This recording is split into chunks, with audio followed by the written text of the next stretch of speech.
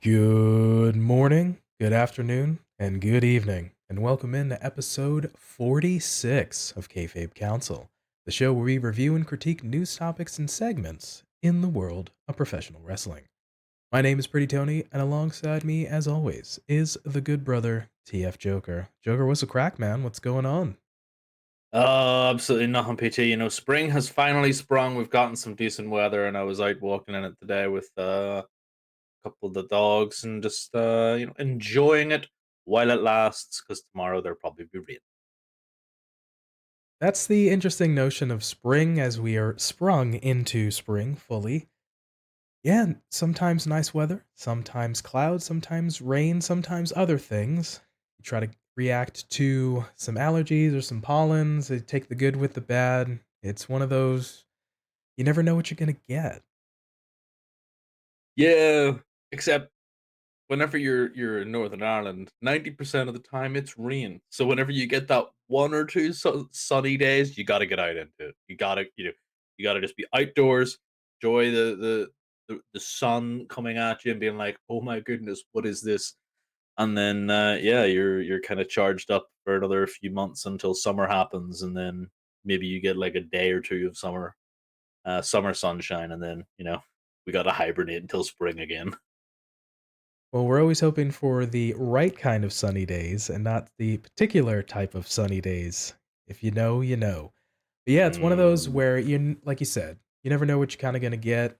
For you, sir, in Northern Ireland, there, the weather seems to be a little bit more of a regular deal. Over where I'm at, can be, can kind of get cool in the morning, warm in the afternoon, and really cool down in the evening time, such as with the spring. And I don't know, we get mostly sunshine, we get some clouds. It is what it is. So I get a little bit more of a variety of a feel, but hey, like we said, we kind of take what we can get.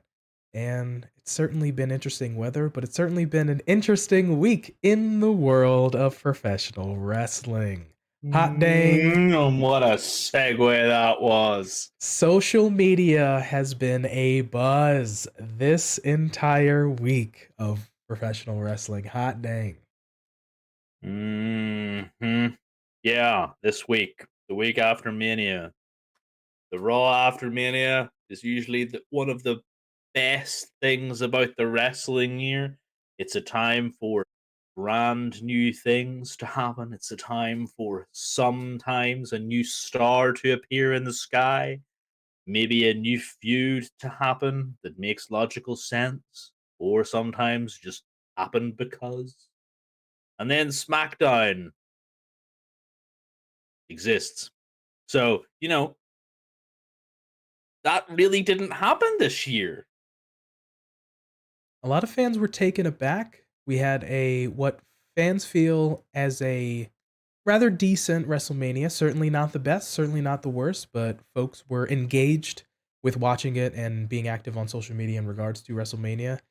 Yeah, and a very, very divisive Raw after WrestleMania. A lot of fans would say pretty much a letdown or a very missable show, to say the least. Oh yeah, 100%. I believe I was one of those fans on Twitter. I let my feelings be known about the Raw after Mania. Sigh. I guess it's one of those where you try to have strong expectations, but it in this instance it lived down to expectations. So certainly an interesting week as we'll get into a number of topics of sort of the bigger things that happened around this week. So hopefully you'll join in some of the things you enjoyed, some of the things like us we're going to be giving out about. We get a little bit of a mixed bag today. So come along on this journey and discuss with us this particular week in wrestling. Before we get into the show proper, we here at Kayfabe Council are saddened to hear the passing of Bushwhacker Butch. Our thoughts are with his family, friends, and fans at this time. All right, as a reminder, you can find us in video form at youtube.com/kayfabe council and in audio form wherever you get your podcasts from. On this week's episode, we look at Brock Lesnar turns on Cody Rhodes. Jay White signs with AEW. AEW All in London comes to Wembley Stadium. And finally, Triple H announces a WWE draft. So, coming up first, Brock Lesnar turns on Cody Rhodes. Interesting week. We're coming hot off the heels of WrestleMania, where we saw Brock be victorious over Omos in the opening match of Night 2. And we saw Night 2 close with the Undisputed WWE Universal Championship match, where Roman retained over Mr. Rhodes himself. And we flash forward to Raw. Get a little bit of an in-ring segment where Cody essentially just asks for a rematch. Mr. Paul Heyman and Roman Reigns turn him down, which subsequently sets up a tag team match for Roman Reigns and Solo Sikoa to face off Cody Rhodes, and an interesting partner of a Mr. Brock Lesnar. Sets that up to much of the folks' surprise, and we don't get a payoff because right before the match even starts, in the main event, last segment of Raw, Brock goes ahead and goes full on beast mode. His super meter is fully charged, and he's just disposing of all of the levels, using all of his finishers on Cody. F5s and things as such, using some stairs. Basically, just a total squash of the American Nightmare. To have a little bit of background here, according to Fightful Select, is reporting that WWE's plan for Cody Rhodes versus Brock Lesnar's feud was planned well before WrestleMania 39, and also before Vince McMahon made his way back to WWE. Additionally, sources within WWE suggest that Lesnar was aware of his post-WrestleMania 39 direction nearly a month ago. It's unknown if the entirety of WWE's creative team knew about the storyline, but the Beast was said to have had been well aware of the rivalry with Cody. WWE also hinted at Brock's heel turn ahead of his WrestleMania match with Omos during some of their interactions. WWE's plan to have Lesnar stand side by side with Cody before blasting him with the F5 was handed out to the Beast about a month prior to Raw after WrestleMania 39. So, Joker, question for you, my good sir. In our episode about 2 weeks ago, in the build to WrestleMania, I posed the question what was going to be next, perhaps for a Roman Reigns and a Cody Rhodes. Joker, did you see or did you think anything close to a Brock Lesnar for Cody? Heck no, because I was thinking like Mr. Heyman, the wise man, the council. Post WrestleMania is usually time for Brock to go and do Brock things. Like Brock is not he doesn't exist between WrestleMania and Survivor Series.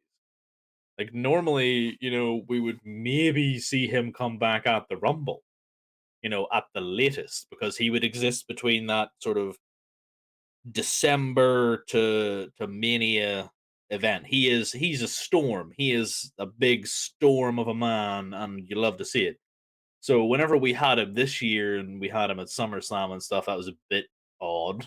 And then he went away again for a while, and we had the Bobby stuff, and so it was very sporadic for Brock. But this was definitely not something that I foresaw. But it was the end product is 100% something that I foresaw. Because as much as I love Brock, as much as I love him, he gives the game away far too easily. Now, for those of you who were eagle-eyed enough, to maybe be watching at my face as PT was going down the rundown, I had my press X to doubt face on with this, oh, this was planned before Vince McMahon came back. I don't think so. A hard no. People, whenever Vince left, thought that Brock was never going to come back to the show. Like, this was the thing. Like, last year, I remember stories being Brock is unhappy that Vince has been ousted and all this here. So I feel like, Vince having given Cody his big run last year, he had definitely had a hand in where this sort of feud went. I'm not mad at this. Okay. What my little twinge is because, like I said, Brock gives the game away in the first 30 seconds. When he goes to shake Cody's hand, he gets a little bit too exuberant and almost F5s him right there and then. You see him, he goes in and he grabs his hand and he pulls him in really close, and Cody's like, "Yo, bro, not yet." He's a wee bit taken aback. It's like you're gonna turn on him, and it's just not even gonna be funny. Is it now? Is it now? And we waited, and it didn't happen in the first segment, but it did happen before the bell in the actual match. I'm not mad at this because as soon as Cody said rematch, I literally, if I had papers to hand, I threw them. If I had pens, I was throwing them at the screen. I was, making an absolute mess of everything. Nobody wants to see rematch, Cody. Nobody wants that rematch because now we know what the agenda is. Like, the agenda is 1,000 days. The next contender is not you, and it is not going to end well for the person who it is. So this is a nice little change. It's gonna be fun. It's gonna be violent. It's going to test how well Cody is over and will continue to be over. Because Brock was riding a high, being Cowboy Brock, being very popular in my opinion. And then you go with him against the top babyface, or was the top babyface in Cody, and it'll be fun. I think it'll be good. I don't know about you. When I saw Brock essentially just F5 him and start to kind of the beatdown segment, I got a little bit of those vibes of when Brock returned and kind of did a similar thing to Cena. Brock comes out, they kind of shake hands and then sort of attack type of thing. So it had me like in my brain, and I want to say even somebody just posted a Twitter of a picture on the Twitter of like a little side by side. So maybe I was like, oh yeah, it kind of helped me remind me of that as well. But interesting move. You have the notion in the report of it being kind of planned ahead. So maybe maybe this was planned whether or not Cody won at Mania, speculative or speculation not. But I see it as an interesting notion to have him face off against Brock. The him losing to Roman, this is Cody, losing to Roman at Mania, and then you have another sort of insurmountable obstacle in the Beast, Brock Lesnar, that sort of continuous climbing of a mountain, overcoming the odds type of thing, the hero of the story, the baby face overcoming all the odds and things. So I'm kind of down for it's two very much clash of styles. Then again, when you get a Brock, it's sort of a clash of styles with anybody, to be fair. But I'm interested in how this is going to play out. To be fair, I don't think this is going to happen at the Backlash in Puerto Rico, which is the next pay-per-view. Honestly, some fans, I might get a little heat ski, but I feel like this is a SummerSlam match. Like you can draw it out. To be fair, you have big pay-per-view. They're going to London in before SummerSlam type of deal. So you Yeah, the kind of Money in the have Bank is in July. Yeah. so. But I don't know. I feel like this is gonna be a SummerSlam deal. What are your thoughts? Well, I mean, I kind of feel like it might be, if it's not Backlash, which I don't think it is. Um, but it actually has a higher probability of being the main event at Backlash than anything else. But there's still maybe a couple of weeks build for it, so I would want to push it off to maybe Money in the Bank, so in London. Um, I think pushing it to SummerSlam is a wee bit too far away. Uh, but I don't think it's immediately in the mind for Backlash. For the idea of the feud, I know you're joking. Obviously, Vince had a hand in this. I think it is a smart idea to have Brock be the first challenger for Cody as the Uwu champion, the undisputed WWE Universal Champion. Because as we were reminded, because I don't know if you remembered, but I completely forgot. When Brock lost, he lost the chance to ever contest for the titles again while Roman held them. I completely forgot that. So to have Brock, who lost to Roman twice, he lost to Roman at Mania, and then he lost at SummerSlam, I believe it was, and then that was the last time he was able to contest for them. Um, for him to come out against the first guy, a guy that we know is a monster who lifted up a ring with a tractor in their fight. Brock lifting up the ring in his fight with Roman at SummerSlam. The fact that, like you said, he's a clash of styles for anyone. He is an absolute monster of epic proportions, and he is a draw. He's a big highlight for the Fed, and it would have been a an amazing hurdle for Cody to overcome. So I can see that he would have been the first challenger should Cody have won, and it would have solidified Cody's reign while giving time for Roman to go away, recoup, have that recharge time, and then for him to come back and maybe have a rematch, etc., and try and get control of the bloodline. If that was the way that the story had played out, that's logical. I like that. Now we have a buffer in the way of Brock Lesnar and Cody, keeping Cody away from Roman. It's not quite as logical because what does Brock want with Cody?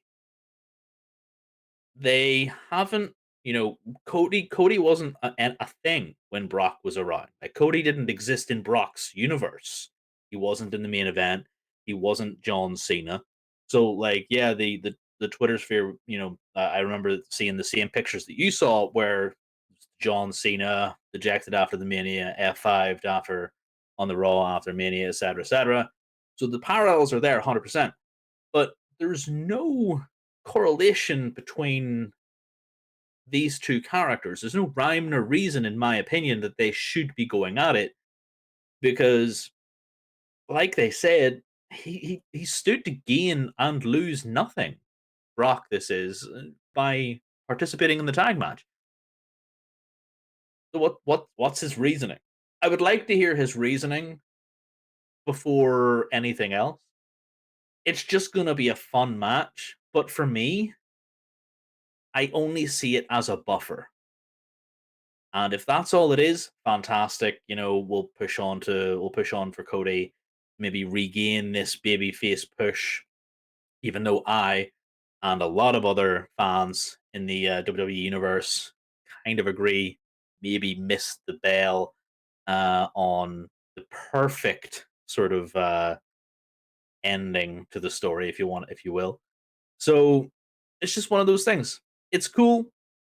It wasn't particularly surprising, like I said, but it's gonna draw in some money. It's gonna make Brock richer. It's gonna make Cody hotter, and yeah, it'll be a nice little break from Roman going. Yeah, I've got nobody else to beat. Intriguing matchup that I didn't necessarily think of, a Cody and a Brock, but like I mentioned before, Clash of Styles, it's gonna be an interesting piece for Cody to try to overcome the kind of big beast incarnate that is Brock Lesnar. There's an interesting note on SmackDown after the video package from early in the week on Raw. Wade Barrett on SmackDown announced on the commentary booth, just sort of ham-fistedly thrown in, essentially saying that Brock was upset because he went on first on night two. So something, something, I'm mad. And I guess Cody was the first person to kind of thing. So, in regards to that's just a sort of a ham-fisted thing to try to justify. I really honestly don't feel like that's going to be the actual reason. At some point, probably 2 or 3 weeks from now, we'll get a segment where Brock gets on the mic and just kinda lays it out and, like, "Here's kind of the deal, F5 and type of thing. Here's why I kind of picked you," type of thing. So, yeah, I nice try, Wade. Such a terrible if that turns out to be the reasoning they use, I'm sorry, boys and girls, but did we ask one of our kids to write the reasons? Like, I had to go on first on night 2. Wah. Boys, you weren't in a match with anyone other than Omos. Where did you were lucky to be on the card for Mania, Brock. I would have put you on SmackDown and put the Andre the Giant Battle Royal on night 2 as the opener. So you're lucky you even made it onto the card of that crap match. Well, certainly an interesting moment from this past week's episode of Raw. Probably one of the only bright spots, as weird as it was. Normally, not a tremendous show that this one was. On cagematch.net, I believe it has a less than 1% rating, which is, to be fair and to my knowledge, the lowest rated show in Raw's history on cagematch.net. But Sounds generous to me, dude. be that as it may, this was one of the only true bright spots that to come out of Raw. So, interesting matchup we have forthcoming. Now that it's been presented, all right, I'm intrigued. But Joker, much like yourself, I'm going to be interested on how this is going to play out and kind of how we get there to kind of draw me in to kind of see when ultimately this match takes place. 100%. I'm not interested in this in the slightest. Like, there's no compelling plot points to this, so they're going to have to work really hard to get me interested in this little buffer. And yeah, if that reasoning is what they're planning on using, this is going to be a blip, Cody, that I'm just going to try and block out until you next, manage to take on somebody who is going to be coherent. Fair play. So let us know down in the comment section below on YouTube or hit us up on Twitter and Instagram and let us know what your thoughts, impressions, and possible predictions about what is even going on with a Brock Lesnar turning on and eventually facing a Cody Rhodes. All right, next topic here. Jay White signs with AEW. Have a little bit of a background here. According to a report from Fightful Select, once again, White has signed a multi-year contract with AEW. The deal was in place before WrestleMania 39, and WWE sources were aware that the NJPW star would not be signing with Vince McMahon's company. WWE was interested in White following his free agency and were confident about signing him. According to WWE higher-ups, the company, quote, failed to communicate properly along the process. And AEW signing him might have been the result of Vince McMahon's return to WWE's board of directors in January and the lack of main roster signings since. WWE creative team was said to have had tentative plans for White, and as of last week, some in the company still hoped that WWE would obtain the signature of the Switchblade. So, dating back here, Jay White, free agent early this year, had a number of loser leaves town. One was a loser leaves Japan, and then a loser leaves the company, eventually losing the latter match to Eddie Kingston at a New Japan Strong. There were talks of WWE, interest from WWE and AEW, but Jay White made his debut on Dynamite this past week for AEW in the opening segment. Joker, I'll throw it over to you.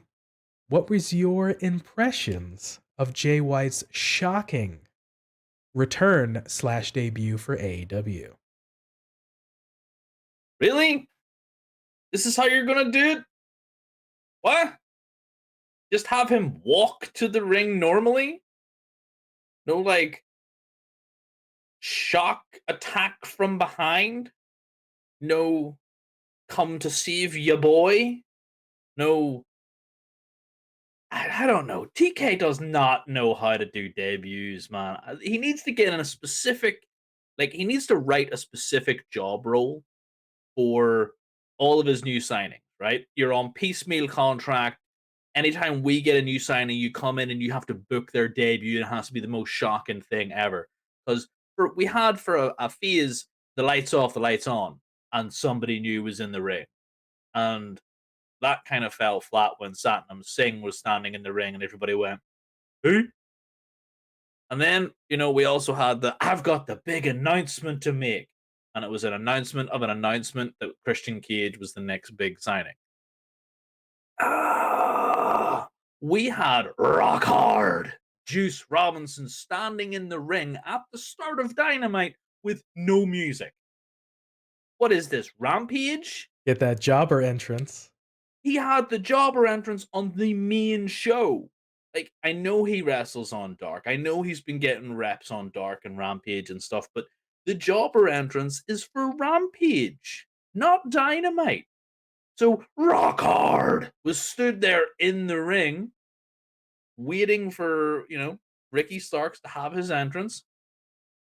And I knew obviously the Juice is part of Bullet Club, you know. We love the Bullet Club. And then the Bullet Club music plays again. I was like, he's already in the ring, right? He's already in the ring, right? And then Jay White switchblade. I'm like, what? Wait, what? This is how we're doing it? You introduced the guy? Like, huh? There's sorry. I thought I am so happy Jay White is in AEW and not WWE. I think it's a really good position for him to be in. I agree that there was an awful lot of mitigating factors, and the communication issues were absolutely stupid. WWE have made a huge mistake not signing Jay White. Jay White is better off in AEW, but this man needs to go on the tear of a lifetime to distract everybody from the worst bungle since the history of bungles. This was a terrible debut, and TK should be ashamed. Interesting history of debuts in AEW from the likes of a Sting to the All Out of or Double or Nothing. Pardon my interruption. Delete is appropriate for an Adam Cole and a Bryan Danielson to the aforementioned a Satnam Singh to potentially folks were let down by a Jay White, like we mentioned. Like you said, Juice Robinson was already in the ring. We did a Ricky Starks entrance. Bam! All of a sudden, flicker, and there he comes. He comes in doing a run in. So I think folks were maybe it's a tough thing because we kind of get a little bit of a back and forth between debuts and trying to find and fit the right piece for a debuting or a returning talent. So I don't know. That's a tough one. Folks didn't necessarily think of a literally just a quick run in, a beat down, and then they kind of walk up the ramp together, and that's it. Like they don't even mention him anymore during the episode. There's no talk of him. There's no like follow up backstage interview with he and Juice. To my knowledge, maybe there could have been a digital, but that was kind of it. So, I don't know. Maybe perhaps a bit of a letdown. I think is a fair assessment for folks. Yeah, 100%. And if people are let down by it, then fair enough. But I think an awful lot of people are more excited by the fact that this has happened. People are fine with the fact that Jay White is here, that people were losing their minds, this, that, and the other. And I get that. That's perfectly okay. Like I said, I am excited for a new main eventer to be in. We've already got a ready-made sort of a feud to go. Once they've kind of got him out the starting blocks, we've got Jay White versus Adam Cole, baby. Because let's not forget Adam Cole was put out of action in that triple threat with Okada and Jay White. It was a As a four way fourth because man, yeah. Moxley was there as well, was it?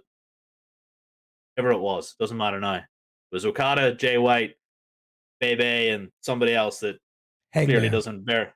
Hangman. Hangman, there we go. So he had a serious concussion because of that match. So we've got that ready-made feud going. You know what I mean? Um, and then we put him into the sort of upper mid card main event scene, and then we have the true AEW Switchblade era, and then you've got things like Kenny Omega's, and then you've got things like John Moxley's. So like I see so many good matches that Jay White is going to have. Fantastic.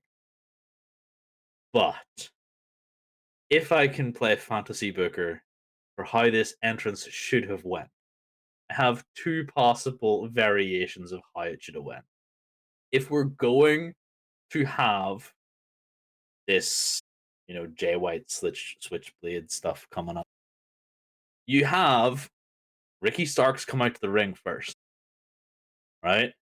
And then you have, the Rock Hard Juice Robinson's music play. And as he's walking the ring, he gets jumped from behind. He gets jumped from behind by Rock Hard Juice Robinson. But who's on the ramp? It's Jay White. And he stood there. Big shock, big surprise, because nobody knew he was coming. We're still doing the run in. He still goes down to the ring. He, beats the crap out of Ricky Starks. Cool, job's good, and we're all done here. The other way is you have a little bit of role reversal. You have, Juice Robinson coming down to the ring to his music. Stop doing the jobber entrance on Dynamite. Don't do it. Come on. Do that for enhancement talent. Don't do it for someone who is clearly a big star and is aligning himself with your brand new acquisition that was not cheap. So you have him come down to the ring, and before anything happens, shock and awe, we have Jay White blindside Ricky Starks. Everybody's shocked. He hasn't been announced by the Tron, but we have the shock of Jay White come in and be like, "Oh my God, it's Jay White today," blah blah blah. And then we cut to a backstage segment afterwards, and then we have an interview with Jay White and Rock Hard Juice Robinson, like they should have done. Like these small tweaks make that entrance and that debut a lot more impressive and a lot more groundbreaking for what should be a huge star. Because let's not forget, last year at Forbidden Door, he was the IWGP Heavyweight Champion. Fair play. Also, congratulations to Sonata, who just beat Okada for the IWGP World Heavyweight Championship. So, congratulations with that. Congratulations, Sonata. But yeah, it's one of those things mentioned earlier in a little bit of the background that, you know, the notion of creative or type of thing, we had the creative for decision by TK the Booker to kind of have this bit of a run in and the potential of a Bullet Club esque kind of joining together in AEW type of things. We get a little bit of Bullet Club in AEW and Impact, and then of course in New Japan, little things of such, the little WWE contingent. So the nature of Bullet Club kind of taking over the world. I'm in agreement that we can still grow from here. Jay White's a big catch. Obviously, folks that are familiar with him know that the guy can work. Just watch the the recent Wrestle Kingdom for just proof of that. But yeah, man, this guy, we can have a little bit of a Bullet Club thing, like we mentioned with Juice. We can have interactions with, is he still friends with Adam Cole type of thing, or the Bucks, or the former Bullet Club leader Kenny Omega. All these little things that we could potentially go on. So there's still room to creatively go from here. And the interesting thing about the leadership or creative in WWE, they mentioned that the leadership failed to communicate properly along the process. That's a tough thing, man. if one of the things was maybe they were having some talks and they just kind of fell through or forgot to communicate or got a little busy with WrestleMania type of thing, the fact that they mentioned that creative team had tentative plans means that the right hand was not talking to the left hand, and the higher ups were potentially not talking to the folks that they directly report to. So things of such. Either way, I think communicating and creative can always be a lot better, as we've seen in any of the companies. That notwithstanding, I agree with you. I feel that we can still, even though it may have lived down to expectations, and this is the second time I've said that in this episode, we can still, I don't want to say salvage, but we can figure out a way to make this as kind of as big as it can be and might be. So there's still hope for Jay White. Honestly, I feel like this was maybe the little bit of a better deal. There's maybe more things for him to do, maybe more stories as opposed to in WWE where he might be, oh, I'm gonna fight Seth Rollins. So I felt like that would have been his first thing out the gate. And not to spite Seth, but I feel like there's more story to play in AEW than there is to WWE. More relevant stories. Yeah. For Jay White specifically, I think that 100% I agree. Like I mentioned a couple of the competitors that he could face, and I like to my mind, I can't think of that many people in WWE that he could face that he could have those sorts of compelling stories. And I heard a little bit of a little bit of a like I say I heard I read a tweet that somebody had mentioned the comparisons of the debut at WrestleMania to a debut at a Raw after Mania, where if Switchblade did sign with WWE, he wouldn't debut at WrestleMania because the casual fan wouldn't know who he is, and so wouldn't get a pop quite to the likes of Cody. Hmm.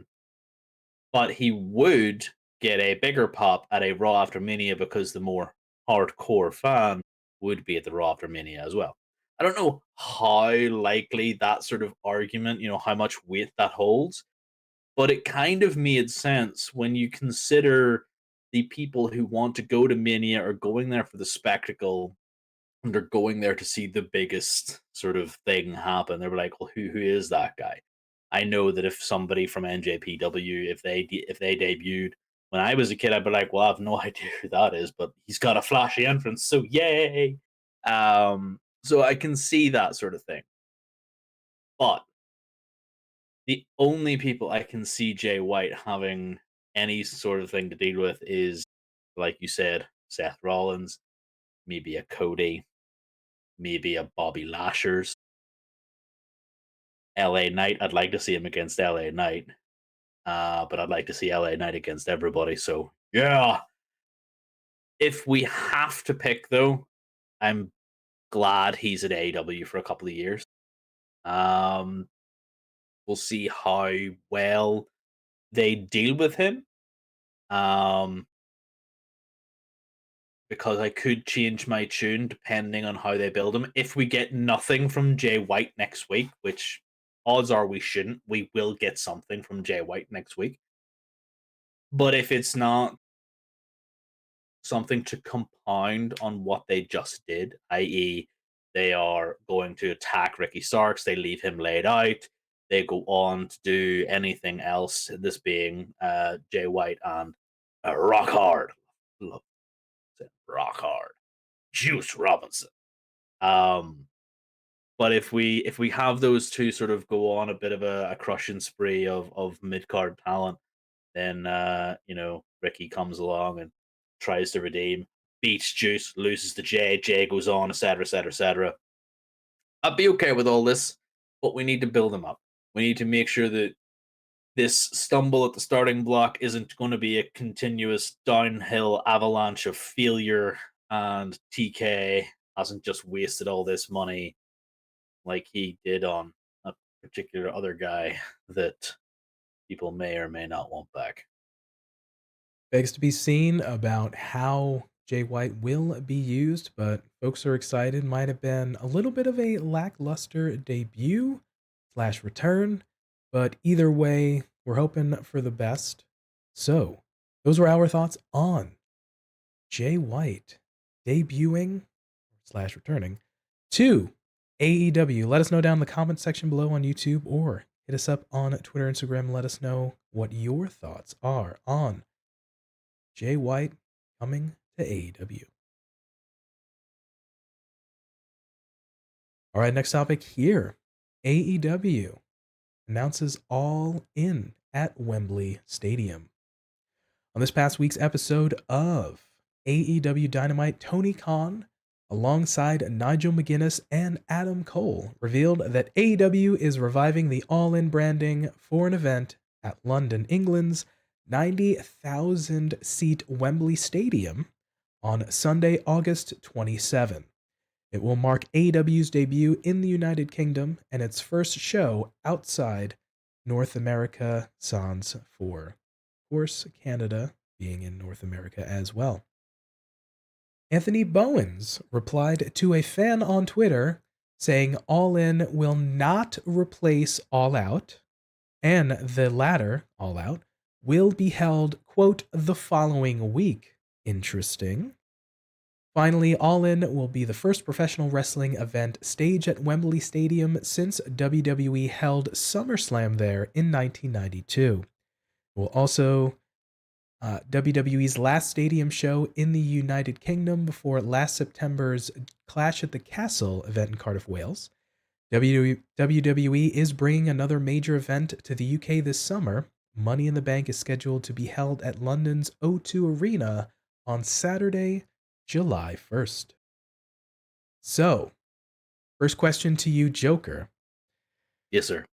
The announcement that AEW is bringing a show, obviously we knew it was coming to the UK at some point, but it was announced that, I mean, this is big. This is not an arena show. This is Wembley Stadium. This is a stadium, football stadium, potentially the likes of a 80,000 plus seater. Joker, you being over in the UK, we hear rumblings, obviously, of AEW being popular over there. It seems to get good ratings when it's shown on UK television. But what are your kind of impressions of obviously AEW having a live event there, but then the announcement that it's going to be at Wembley, a huge, huge show? Surprise. Like 90,000 seaters stadium. I, like many people, was like, are you sure you don't mean the Wembley Arena? The Wembley Arena is 12,000, almost 13,000 in terms of capacity. And I had the number up there. Where was it? 12,500. That's Wembley Arena. That is satisfactory for a debut show for AEW to come over where you're not 100% sure just how many seats you're going to do. Now, let's not forget that LTK owns Fulham Football Club as well. They have their own stadium, Craven Cottage, that probably people thought let's kind of maybe use that as a thing. No, we're just going for the largest stadium. It's fine. 100 years of Wembley, 100 years of Warner. That whole thing. Cool, fair enough. I think the main thing we have to note: this isn't the stadium that WWE went to. This is a different stadium because the stadium that WWE went to was also called Wembley Stadium, but it was demolished in early 2000. This is its replacement. It's bigger. It's more up to date. So I am excited, but I am also worried because outside of the US, how well this is a true litmus test. How well does Europe and the UK view AEW? If they sell if they sell this stadium well, they sell it out, you know, That'd be the dream, right? If they sell this stadium out, then I will be thoroughly impressed. For one, you know, like my opinion matters. I think an awful lot of other people will be thoroughly impressed, and the people who are in charge of WWE should be scared because this all in event is happening. But then we also have Money in the Bank, happening in the UK, but it's not going on at Wembley. So, if AEW can outsell a WWE show in the UK, like, should be big. This would be pretty dang big. So I'm excited, but we also have to see the card because then my expectations may be tempered or lit aflame. Agree. This is a little bit of a gamble, some might say, with their first UK show being in such a large venue. There are concerns. I mean, we hear reports that AEW is very popular in the UK. You get in terms of ratings and kind of things of such, and social media garnering that AEW is just really, really big over there. And you, at least on my side of the pond here in the US, we hear every once in a while that the UK is starved for WWE or potentially an AEW or like large wrestling shows. Be that as it may, even though the UK has a number of promotions that you can potentially see, obviously not to the scale of a WWE or an AEW, but yeah, interesting, I guess, sort of gamble that you're going with that. The WWE is holding Money in the Bank in London's O2 Arena July 1st. So you figure that roughly 2 months later, we're going to have an AEW show in a larger venue. So The O2 is a 20,000 seater capacity, just FYI. So it's like it's a magnitude of 4 almost bigger. Like, huh. If WWE's second pay-per-view in a year in the UK doesn't sell out the O2 and AEW come over a little bit after that and sell out Wembley, whew. I have a little bit of concerns that now we have two big shows, Money in the Bank at the O2 on July 1st, and then this All In on August 27, roughly 2 months apart in England. That there's competition. I'm sure, much like I heard the Clash of the Castle in Wales, crazy expensive for tickets, for hotels in and around Cardiff. It was just crazy, crazy expensive. So where I'm going with this is if you have an expensive show, WWE for Money in the Bank, right?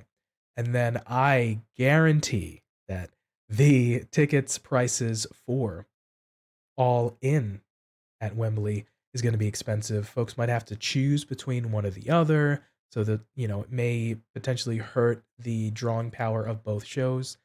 Regardless, I think it's one of those that this is, like you said, going to be quite the litmus test to see if AEW is going to potentially sink or swim. I think they're going to sell a lot of tickets. There's, I think, a pre-sale upcoming shortly, potentially, if I'm not mistaken. And I think folks are interested, but it's going to be quite the test, like we said, to see if this does well. Folks always hope for a sellout, but if this does well, then we could potentially have more shows in the UK as we branch out to other places in Europe as well. Man, this is going to be certainly interesting to say the least. Oh yeah, 100%. And the thing we have in the UK is a lot of our arenas and stadiums are in the capital cities. And the capital cities are expensive. Regardless of where you are and what's going on, Belfast, Dublin, Cardiff, London, anywhere that is a huge city hub, like Manchester, etc., expensive. So it really doesn't make a difference that these things are on. That's how much it costs. That's how much it be. So whenever you're considering the O2 and Wembley, and the O2 is one of those really really cool iconic has become an iconic stadium, an arena, sorry, on all on its own. And then Wembley, everybody knows Wembley. So it's just one of those that you look at and you go, wow, the confidence, the cojones on TK to be like, we're going to Wembley, baby, and getting McGuinness in on it. Like, oh, I love McGuinness's commentary. I'm going to be hoping that man is on the commentary table because if he is, I'm going to be a happy boy. And you know who just got done having successful surgery and needs some time to recoup?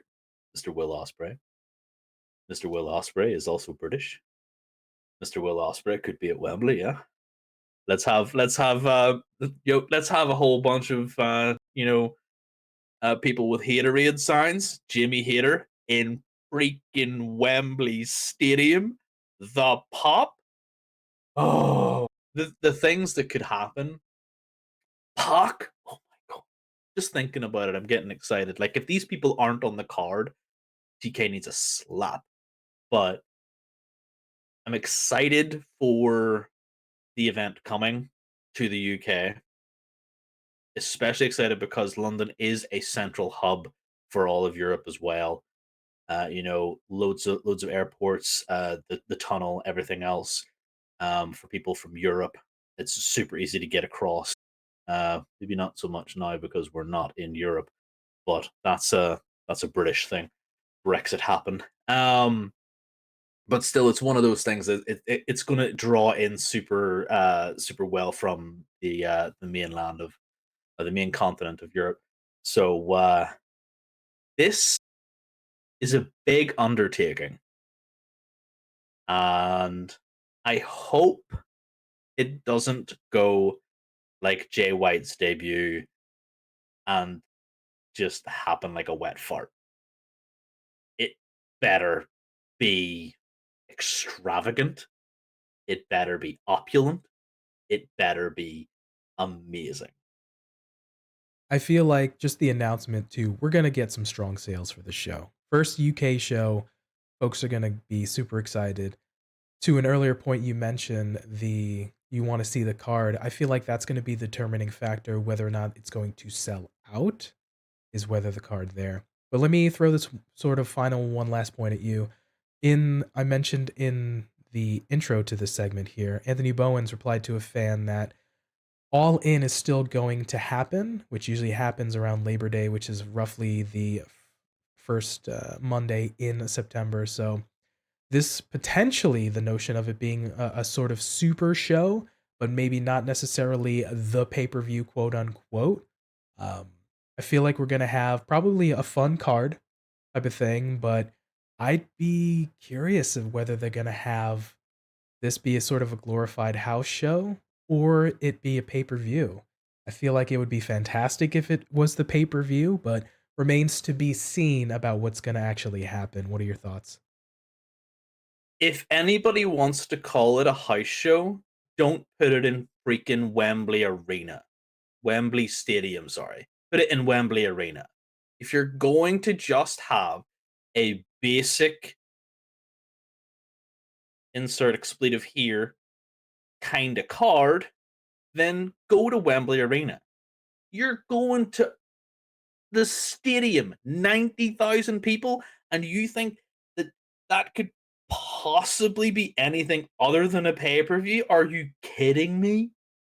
Like, sure, All Out's going to happen. Like, congratulations, Anthony. I don't care about All Out. Everything is all in because that's the way you have to be. You have to be all in on this one thing. 90,000 is a pressure point.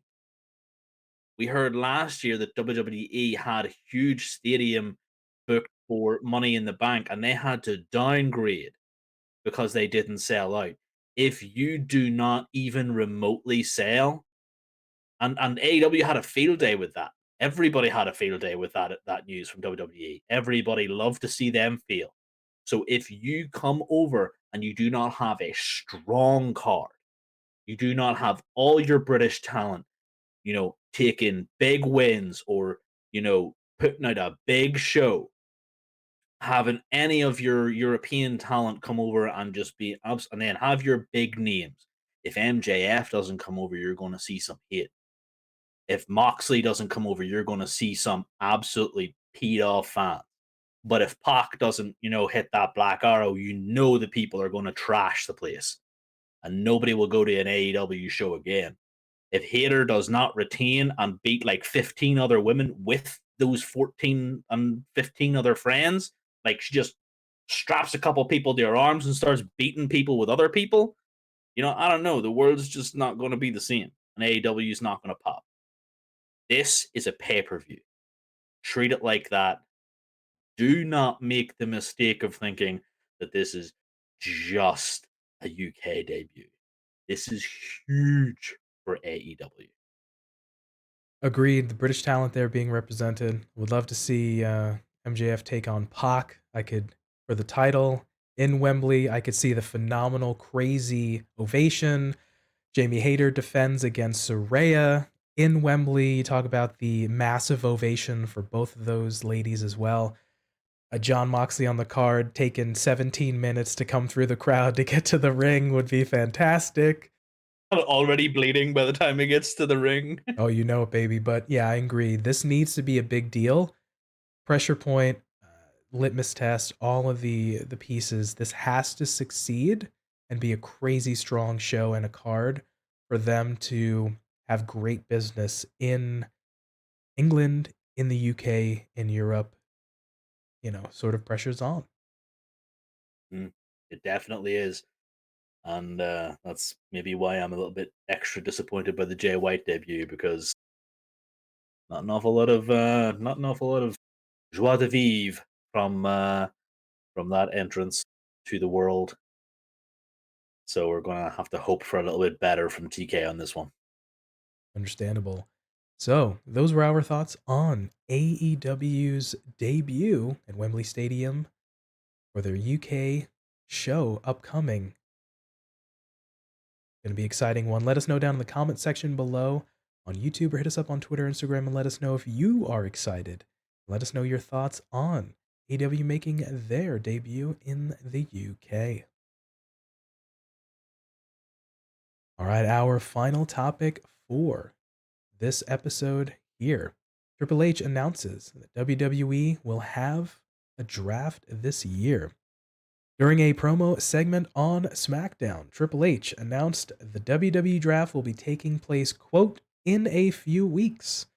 Triple H went on to announce that every superstar will be eligible for this year's draft. He claims it'll be, quote, bigger than ever and will change the game. As of this writing, and at the moment of recording, there is no word on whether the WWE NXT roster will be eligible to participate. So, everybody was speculating. We had announced that Triple H was going to have an in-ring promo segment. Folks were speculating anywhere from he's quitting to he's stepping down as creative to he's I'm done and this is the last time you ever see me to nobody really kind of guessed that we were going to have a draft.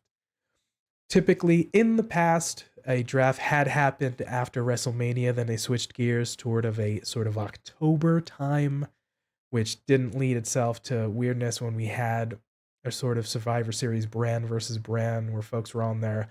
Yeah, I love Raw, but I only just came over here like 2 weeks ago. But like we'd mentioned in the previous episode, that post WrestleMania, it's sort of their opening day, their sort of reset of the season, if you will, kind of when things start again. So it makes sense to have it sort of early on in their year. But Joker, what were your initial impressions of Papa H coming out saying we're having a draft, baby? At least it wasn't I quit. Like legitimately, I was like, okay, cool. Why? Why are we having a draft? Like, what is the point in the draft? We have two men's belts. We have two women's belts, and that's it. Like the women's tag team championships, just they're never booked right. And then whoever gets them is obviously going to both shows anyway because you got to defend them all the time. And then, or defend them all the time. Sorry, let me just put that in heavy quotes because when was the last time they were legitimately defended? Then you got the unified tag team championships for the men. Uh huh. Uh huh. Uh huh. Okay, cool. How are we splitting those up? Please split those up. And then we have Roman, who's holding the two belts just captive as well. How are you going to have a unified champ and try and have a brand to split the sort of employees? Like, how are you going to do that? Because who is then going to want to go to a Raw if the champ is on SmackDown? And who does want to go to SmackDown if the champ is on Raw? It doesn't make sense. Oh, but Roman can go to any show. It's like, well, then what's the point in the draft? Like, legitimately, what is the point in the draft at that point? I can see them moving Gunther to Raw and Austin Theory to SmackDown to swap the US and Intercontinental titles. But why would I, as talent, want to be on the show where Roman is not? And if why would I, as a viewer, be interested if Roman is exempt from the draft because he has to go to both shows? It comes back to my favorite thing about wrestling, complaining about wrestling. Don't put two belts on the same guy when they're your top belts. It's stupid, and now you are trying to get yourself out of this hole, and you are just digging a deeper hole. The idea of the brand split. See, we had it earlier on, most recently in 2016 when we had a Raw roster and a SmackDown roster. When SmackDown went live, we did the whole draft deal. We've had subsequent kind of little movements and superstar shakeups. It's a draft. You can call it what you will, whatever nomenclature. I can make up words too, and folks will not understand it, but be that as it may, the nature of the brand split and folks only being on one show, that we soft ended that quite a long time ago. You've seen the likes of, you brought up the example of a Roman holding two of the titles. So he's appeared on SmackDown, he's appeared on Raw. The Usos as well, they've been appearing on SmackDown, they've been appearing on Raw.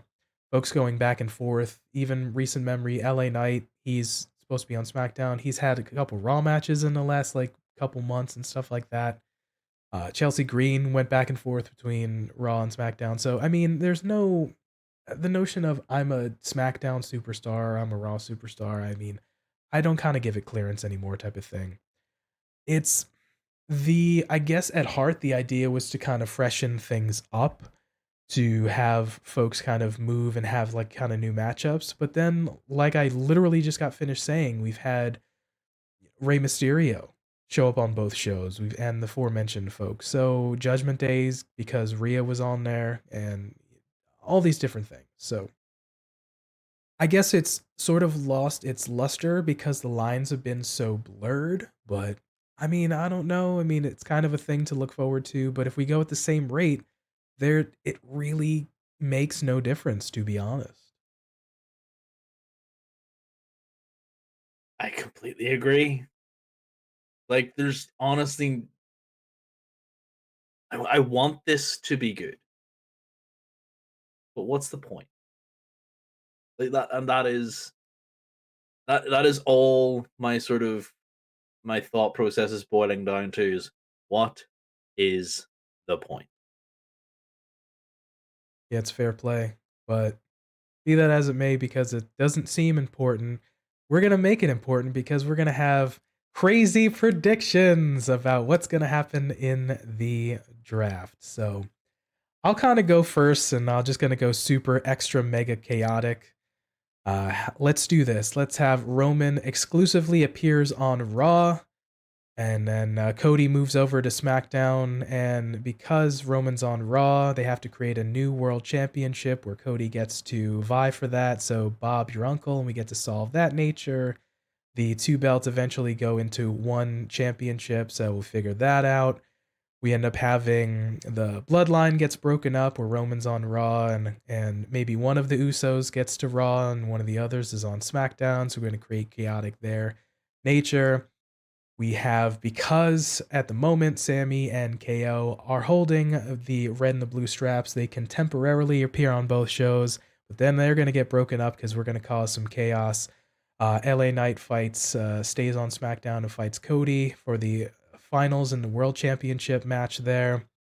We get the Charlotte's off, so she'll eventually be returning on NXT, this, that, and the third. Braun Breaker's coming up. He's going to be on Raw, and he's going to face Roman Reigns for the championship, potentially at SummerSlam.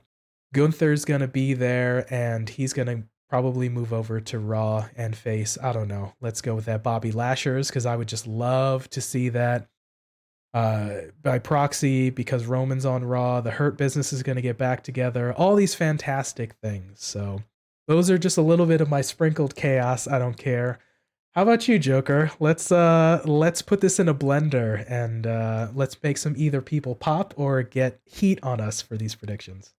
I feel like you stole a lot of my predictions there, dude. Because the Bobby Lashley versus Gunther is definitely one of my things. I'm gonna go out and say Judgment Day is obviously going to SmackDown with Rhea. SmackDown has Rhea. Everybody except Dom Dom is going to stay on to the Raw. Dom Dom is getting split up from Mommy, and he's going to have a tantrum about it.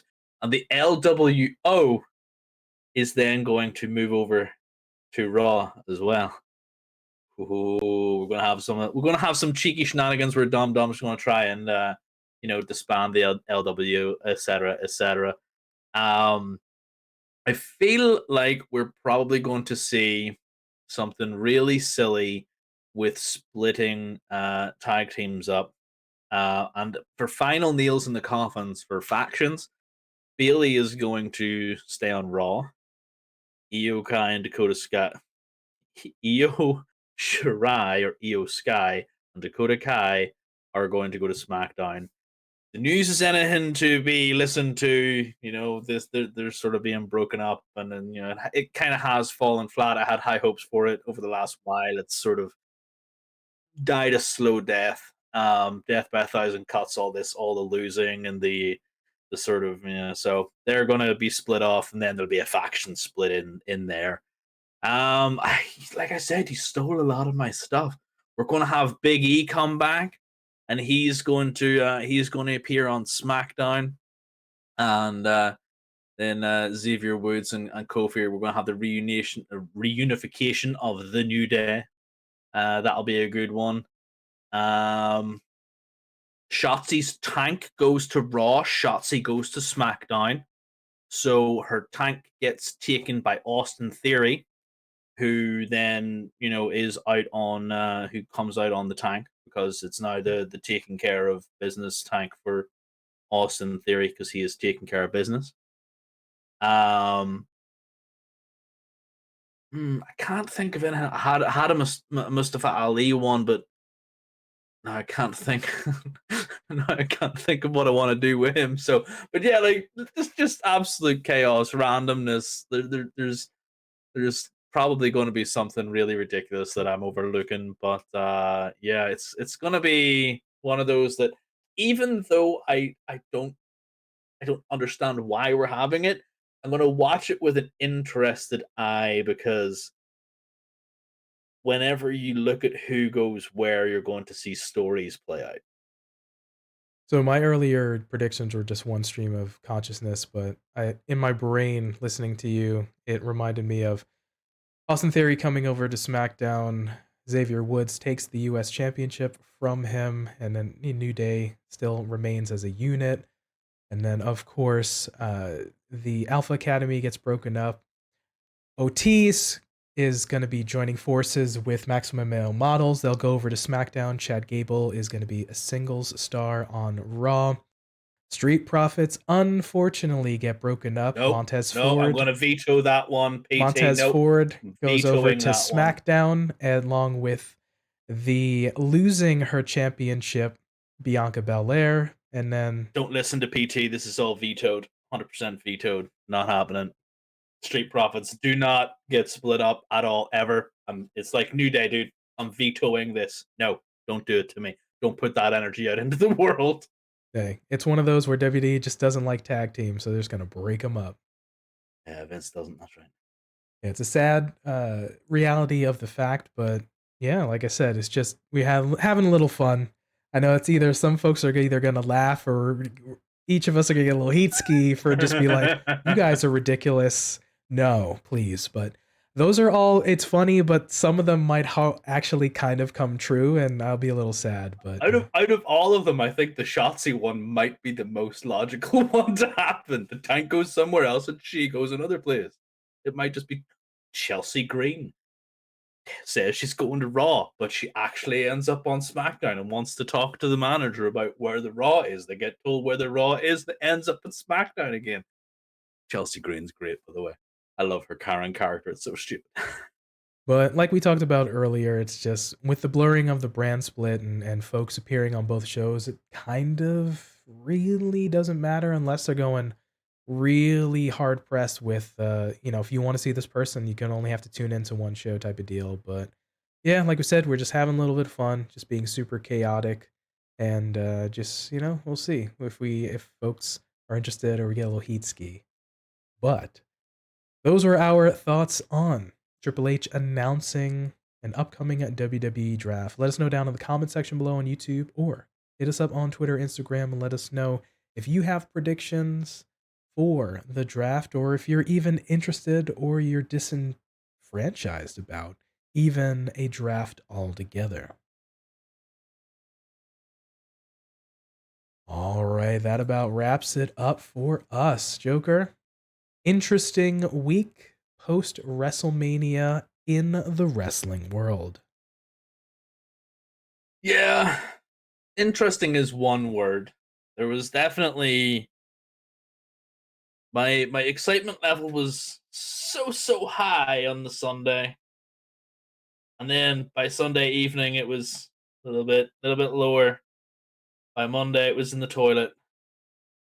By Wednesday it was still in the toilet, and then this weekend it's kind of fair to middling. I don't know. It's just maybe my expectations were too high. Maybe I wanted the world, and I was given, I don't know, the world's worst candy bar. Crumbs. But yeah, pretty much. But could all stand to get a bit better, and let's hope it does. Certainly the wave of emotion. We had WrestleMania and of course the crazy week that was before with all the shows and sort of the wrestling holiday as it were in our wrestling world. And then oh boy, the tidal wave of emotion up and down where we had Raw. And then probably for the first time ever, we had the NXT and the AEW after WrestleMania was significantly better than the Raw after WrestleMania. Oh boy. So Yeah, it was very surprising that that sentence is even a thing. But yeah, yeah. So again, hopefully things always improve. The Dynamite after WrestleMania was pretty okay comparison to the Raw after WrestleMania. But like we said, we'll leave on sort of on a positive note here and hope for things to kind of improve and get better for the little bit of a valley that we had early in the week. So here's to things improving. Here's to us being on the up and up. All right, fingers crossed indeed. So for TF Joker, rock hard is the only way to be. there we go. Fair enough. And for me, Pretty Tony, we thank you for your time and letting us be a part of your day. And remember, be good to yourself, be good to each other, and we will catch you next time. Peace.